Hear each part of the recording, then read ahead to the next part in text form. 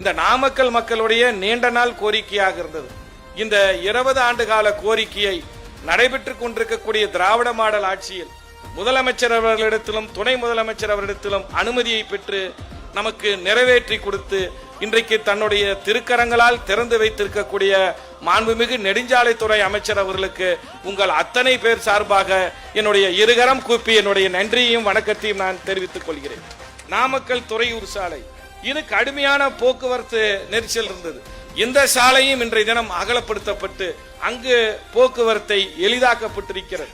இன்றைய தினம் 4வது கட்டம் 5வது கட்டம் என்று சொன்னால் இங்கே இருக்கக்கூடிய திருச்சி சாலையிலிருந்து மோகனூர் சாலை லத்துவாடியை இணைத்து லத்துவாடியிலிருந்து பரமத்தி சாலை நம் தேசிய நெடுஞ்சாலையை இணைக்கிற வள்ளிபுரம் வரை ஆக மொத்தத்தில் இந்த 4 ஆண்டு காலத்தில் இந்த புறவழிச்சாலையுடைய 5 கட்ட பணியும் முடிவடைந்து விட்டது.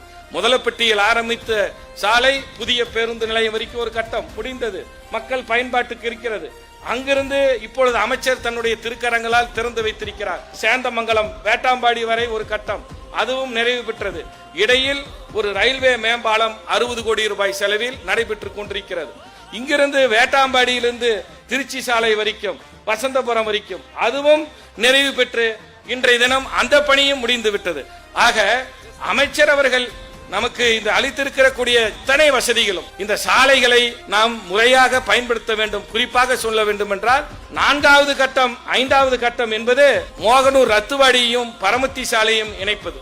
இதற்கு இன்றைய தினம் நம்முடைய அமைச்சர் அவர்கள் அடிக்கல் நாட்டிருக்கிறார். ஆக தொடர்ந்து நாம் கேட்ட இந்த நாமக்கலுடைய நீண்ட நாள் கோரிக்கை நிறைவேற்றப்பட்டிருக்கிறது. நாங்கள் எத்தனை முறை வேண்டுமானாலும் மாண்புமிகு அமைச்சர் அவர்களுக்கு நன்றி சொன்னால் அது மிகையாகாது.